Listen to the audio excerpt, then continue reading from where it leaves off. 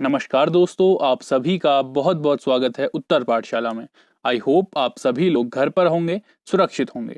तो आज है 18 जुलाई और आज हम करने वाले हैं 18 जुलाई से रिलेटेड सभी करंट अफेयर्स का डीपली डिस्कशन, जो आपके एग्जाम पर्पज से बहुत ज़्यादा इंपॉर्टेंट है। तो आप ये वीडियो बहुत ध्यान से देखिएगा। लास्ट में मैं आपसे एक क्वेश्चन भी पूछूंगा जिसका आंसर आपको हमारे कॉमेंट बॉक्स में करना होगा। तो दोस्तों, अगर आपको ये वीडियो पसंद आती है तो वीडियो को लाइक करें, शेयर करें और हमारे चैनल उत्तर पाठशाला को सब्सक्राइब करें। आप बेल आइकन को जरूर प्रेस कीजिएगा दोस्तों, जिससे चैनल से रिलेटेड सभी नोटिफिकेशन आपको सबसे पहले मिल सके।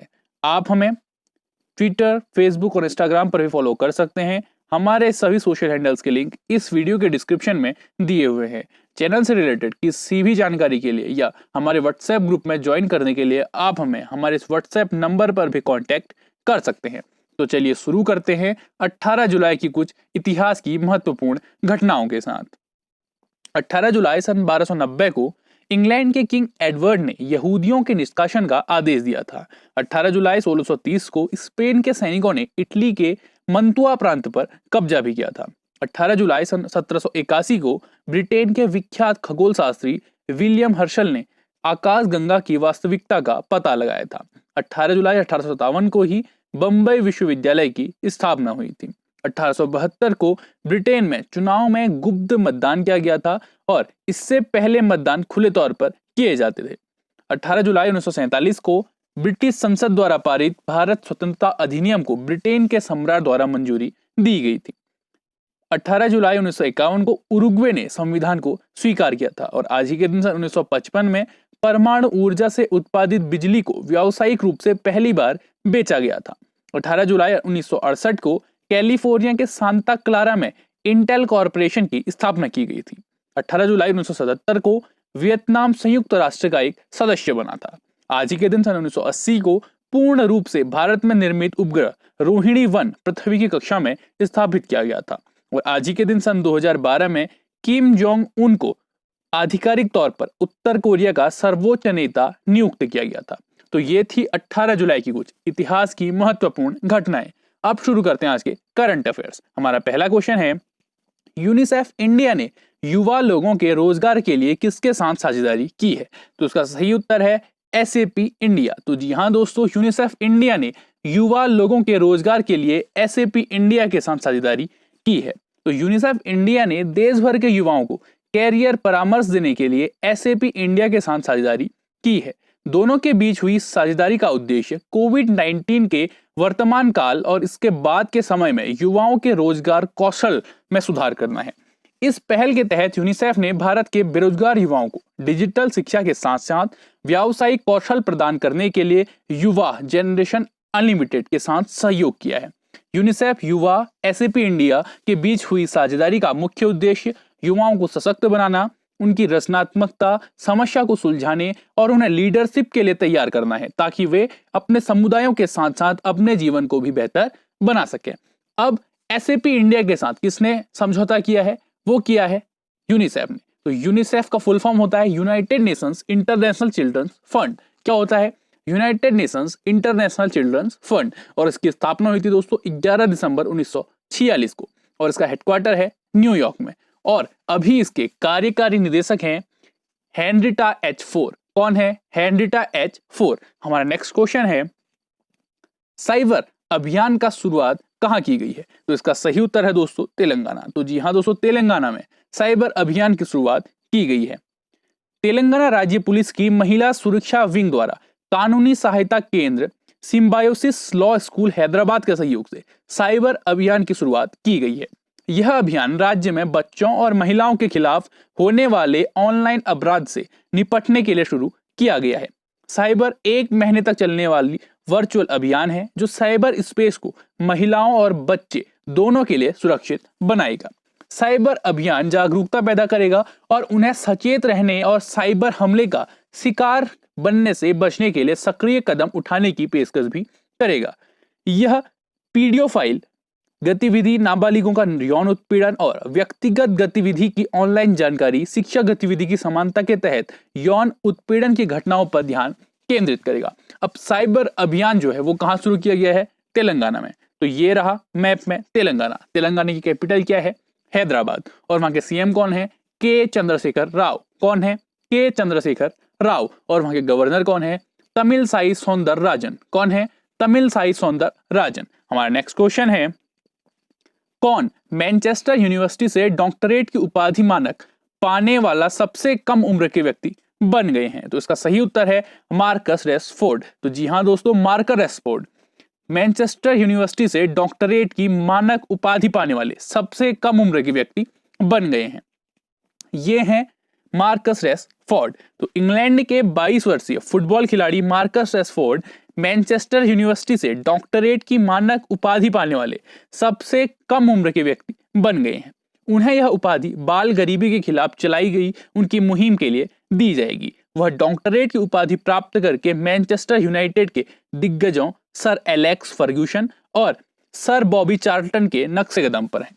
रेशफोर्ड ने गरीबी और भोजन अपशिष्ट चैरिटी फेयर शेयर के साथ मिलकर वित्तीय और आहार दान के लिए 20 मिलियन पाउंड की सहायता राशि जुटाई है। दुनिया भर में फैल चुकी कोविड-19 महामारी के बीच प्रति सप्ताह 3.9 मिलियन से अधिक लोगों को भोजन वितरित किया जा रहा है। हमारा नेक्स्ट क्वेश्चन है, गूगल ने जियो प्लेटफॉर्मों में कितने प्रतिशत की हिस्सेदारी खरीदी है? तो इसका सही उत्तर है 7.73। तो जी हाँ दोस्तों, गूगल ने जियो प्लेटफॉर्मों में 7.73% की हिस्सेदारी खरीदी है। आईटी दिग्गज गूगल ने रिलायंस इंडस्ट्रीज लिमिटेड RIL के जियो प्लेटफॉर्मों में 7.73 हिस्सेदारी 33,737 करोड़ रुपए में खरीदी है, जिसके लिए दोनों कंपनियों द्वारा बाध्यकारी साझेदारी और निवेश समझौते पर हस्ताक्षर किए गए हैं। यह निवेश पूरे भारत में डिजिटलीकरण के लाभ का विस्तार करने के लिए गूगल और जियो प्लेटफॉर्मों के मौजूदा प्रयासों को मजबूत करेगा। अब ये गूगल ने किसके साथ की है? रिलायंस इंडस्ट्रीज लिमिटेड के साथ। तो रिलायंस इंडस्ट्रीज लिमिटेड का हेडक्वार्टर कहाँ है? मुंबई में। और इसके अध्यक्ष और निदेशक कौन है अभी? वो है मुकेश अंबानी। अब ये हिस्सेदारी खरीदी किसने है? गूगल ने। अब गूगल का हेडक्वार्टर कहाँ है? वो है कैलिफोर्निया USA। और उसके अभी वर्तमान में CEO कौन है? सुंदर पिचाई। कौन है? सुंदर पिचाई। नेक्स्ट क्वेश्चन है, भारतीय मूल के चंद्रिका प्रसाद संतोखी को किस देश का राष्ट्रपति चुना गया है? तो इसका सही उत्तर है दोस्तों सूरीनाम। तो जी हाँ दोस्तों, भारतीय मूल के चंद्रिका प्रसाद संतोखी को सूरीनाम का राष्ट्रपति चुना गया है। ये हैं चंद्रिका प्रसाद संतोखी। तो भारतीय मूल के चंद्रिका प्रसाद संतोखी को दक्षिण अमेरिकी देश सूरीनाम का राष्ट्रपति चुना गया है। पूर्व न्याय मंत्री रहे प्रोग्रेसिव रिफॉर्म पार्टी के संतोखी को निर्विरोध राष्ट्रपति चुना गया है। वे पूर्व सैन्य तानाशाह डेसी बाउटर्स की जगह लेंगे, जिनकी नेशनल पार्टी ऑफ सूरीनाम देश को आर्थिक संकट में डालने के कारण मई में हुए चुनाव को हार गई थी। सूरीनाम एक पूर्व डच कॉलोनी है जहां भारतीय मूल के लोगों की आबादी बहुत अधिक है। यहां भारतीय मूल के लोगों की आबादी 5,87,000 की आबादी का 27.4% है। अब चंद्रिका प्रसाद संतोखी किस देश के राष्ट्रपति बने हैं? वो बने हैं सूरीनाम के। तो ये रहा मैप में सूरीनाम। और सूरीनाम की कैपिटल क्या है? पैरामारिबो। क्या है? पैरामारिबो। और वहां की करेंसी क्या है? सूरीनामी डॉलर। और वहां के अभी अभी राष्ट्रपति किसे चुना गया है? चंद्रिका प्रसाद संतोखी को। हमारा नेक्स्ट क्वेश्चन है, किस एयरपोर्ट पर भारत की पहली संपर्क रहित कार पार्किंग बनाई गई है? तो इसका सही उत्तर है दोस्तों हैदराबाद। तो जी हाँ दोस्तों, हैदराबाद एयरपोर्ट पर भारत की पहली संपर्क रहित कार पार्किंग बनाई गई है। हैदराबाद इंटरनेशनल एयरपोर्ट ने कोविड-19 के बीच सुरक्षित हवाई अड्डा प्रदान करने के लिए भारत की पहली पूरी तरह से संपर्क रहित एयरपोर्ट कार पार्किंग की शुरुआत की है। इसके अतिरिक्त GHIAL ने NPCI national payments corporation of India के साथ मिलकर अपने NETC national electronic toll collection FASTag car parking का भी विस्तार किया है। पार्किंग का भुगतान सीधे प्रीपेड खाते से link reloadable electronic radio frequency identification RFID tag का उपयोग करके किया जा सकेगा, जो पार्किंग शुल्क के स्वचालित भुगतान को सक्षम बनाएगा। हमारा नेक्स्ट क्वेश्चन है, निम्न में से असम के किस रिजर्व फॉरेस्ट को वन्य जीव अभ्यारण्य में अपग्रेड किया जाएगा? तो इसका सही उत्तर है पोबा रिजर्व फॉरेस्ट। तो जी हाँ दोस्तों, पोबा रिजर्व फॉरेस्ट को वन्य जीव अभ्यारण्य में अपग्रेड किया जाएगा। असम के मुख्यमंत्री सर्बानंद सोनोवाल ने धेमाजी जिले में स्थित पोबा रिजर्व फॉरेस्ट को वन्यजीव अभयारण्य में तब्दील किए जाने की घोषणा की है। मुख्यमंत्री द्वारा यह घोषणा जोनी में लखीमपुर, धेमाजी और माजुली जिलों के वरिष्ठ अधिकारियों के साथ हुई बैठक के बाद की गई है। 1924 में 10,522 हेक्टेयर क्षेत्र को पोबा रिजर्व फॉरेस्ट घोषित किया गया था, जिसे बड़ी संख्या में वनस्पतियों और जीवों का घर माना जाता है। अब पोबा रिजर्व फॉरेस्ट को क्या बनाया जाएगा? वन्यजीव अभयारण्य बनाया जाएगा। तो अब बात करते हैं कि जो असम है वहां मेन कुछ नेशनल पार्क हैं, उनकी हम बात करते हैं।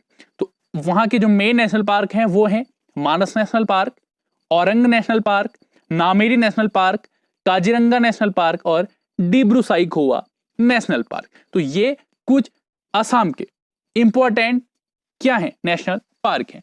और अब बात करते हैं कि वहां के वन्यजीव अभयारण्य, जो असम के वन्यजीव अभयारण्य हैं उनकी। तो वहां के अभयारण्य हैं होलोगोपार गिब्बन वन्यजीव अभयारण्य, चक्रशिला वन्यजीव अभयारण्य और पोबिटोरा वन्यजीव अभयारण्य। ये असम के इंपॉर्टेंट वन्यजीव अभयारण्य हैं। अब पोबा रिजर्व फॉरेस्ट को अपग्रेड किया जाने वाला है किसमें? वन्यजीव अभयारण्य में।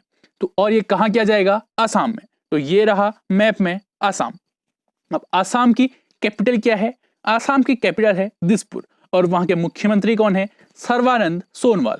और वहां के राज्यपाल कौन है? जगदीश मुरली। कौन है? जगदीश मुरली।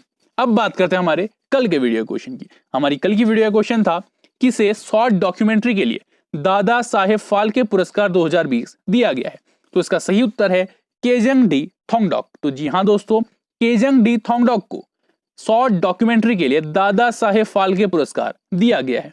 इस क्वेश्चन के सही आंसर देने वालों के नाम हैं नेहा आर्या, अभिषेक दंगी, साक्षी आर्या और ज्योति भट्ट। आप सभी ने इसका सही उत्तर दिया है। अब बात करते हैं हमारे आज के वीडियो क्वेश्चन की। हमारी आज की वीडियो क्वेश्चन है ईरान ने किस देश को चाबहार रेल परियोजना से बाहर करने की घोषणा की है? आपके ऑप्शन है चीन, नेपाल, पाकिस्तान, भारत। आपको आपका आंसर हमारे कमेंट बॉक्स में करना है। That's all for today. Thank you. Till next video.